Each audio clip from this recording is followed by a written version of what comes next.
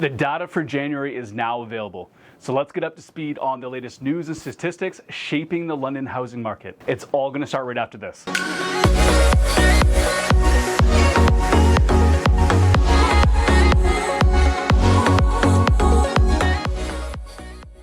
Welcome back to the channel. If you're new here, my name is Blanchard with HouseSigma Real Estate Brokerage. Make sure to comment, like, and subscribe to stay updated on all future content. And like I said, today we're going to go over the stats and numbers for the real estate market here in London, Ontario. Towards the end, I'm going to summarize everything and let you know what I'm actively seeing in the field. If you have any questions or want to speak with me directly, you can shoot me a text, send me an email, or just head down into the description below this video and use my Calendly link to book a one-on-one call into my calendar with a few simple clicks. Let's get into it.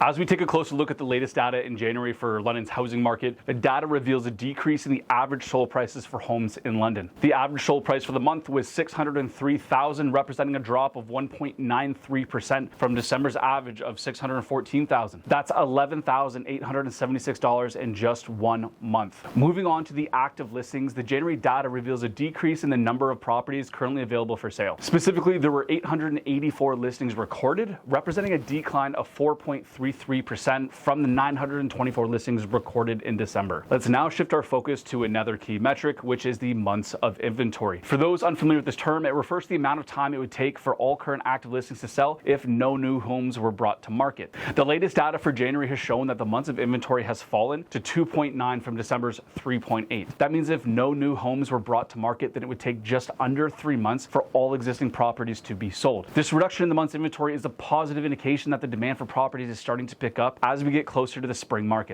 Next, let's take a look at the sales to list price ratio. For those who may not be familiar with this term, it represents the percentage of the original asking price that a property sells for. In January, we observed a marginal but notable increase in this ratio with a value of 97.4 compared to 97% in December. This increase of 0.4% could make a significant difference in the selling price of a property. For example, if a home was listed for $700,000 and based on the ratio of 97.4, it would have sold for $681,800. Now, whether you're a buyer or a seller, one important factor to consider is in how long it takes for a home to sell. This is known as the days on market. The average days on market for London was 34 days, up from 33.5 days in December. For sellers, this means that it's going to take a little longer to get your home sold. And for buyers, this means that you have a little more time to consider your options before having to make an offer on something. In summary, what does this all mean? Overall, these trends indicate that the London housing market has experienced a slight decline in average sold prices, reduced inventory levels, slightly longer days on market, and an increase in the sales to list price ratios, which all indicate that the spring market is almost here. In the field, I'm seeing the overpriced properties either getting realistic or